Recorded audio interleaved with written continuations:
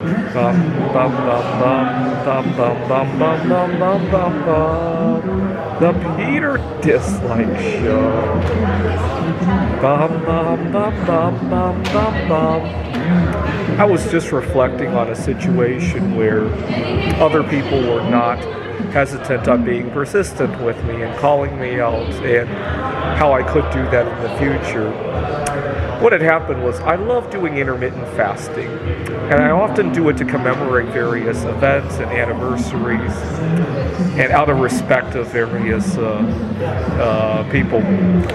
So what had happened was December 12th last year was, bear with me, this anniversary is a little tricky to explain.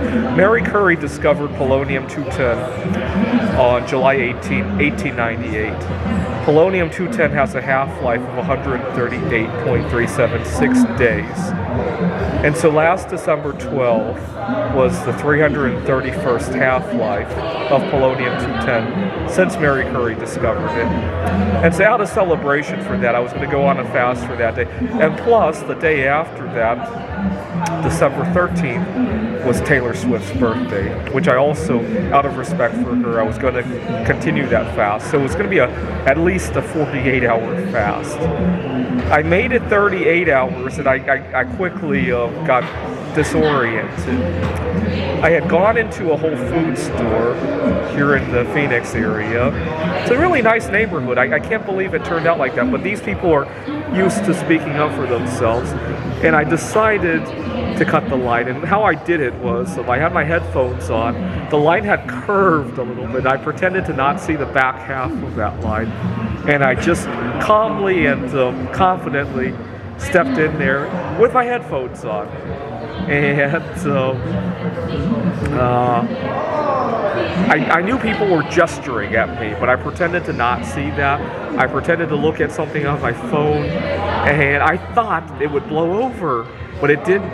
And the whole time, at the Whole Foods, there's like 3 checkout machines, and there must have been, I want to say, there were 2 people in front of me and maybe 4 people behind me, and the 2 people ahead of me all had checked out. I just had the misfortune, when I finally got to one of the machines, it had frozen.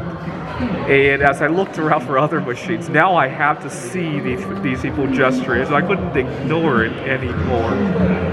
And finally, I explained to them, I was doing a fast and it wasn't going very well, and these people just had no patience listening to me. I still cut the line anyway, but I made a big scene out of myself. And it really goes, I took from that a lesson that next time somebody does something untoward, like, maybe I should be persistent in calling them out. So for example, here at the Student Union, one of the most annoying things I run into is, so every time I have to use that microwave over there, somebody wants to interrupt my food or put their own food in. I have allergies, and some students especially think it's okay to microwave their food with mine in the microwave at the same time.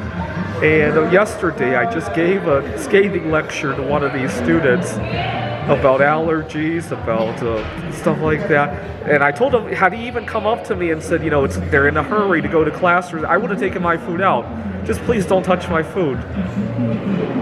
And this really goes to show that the thing is that at the Whole Foods where I ran into this, the people who were trying to call me out, they didn't have anything at stake, right? They weren't working for Whole Foods. If things went south, they could walk away from that, right? I don't always have that luxury at my workplaces. I need to work up to having that kind of luxury, to being, not that I would want to quit my job here at Phoenix College. No, don't get me wrong. But the ability to be able to walk out is very valuable, in my opinion. All right. Unfortunately, I had to break my fast early for Taylor Swift's birthday. I feel badly about that. This is the Peter Dislike Show. Bum, bum, bum, bum, bum, bum, bum, bum, bum, bum, bum, bum. The Peter Dislike Show. Bum, bum, bum, bum, bum, bum, bum.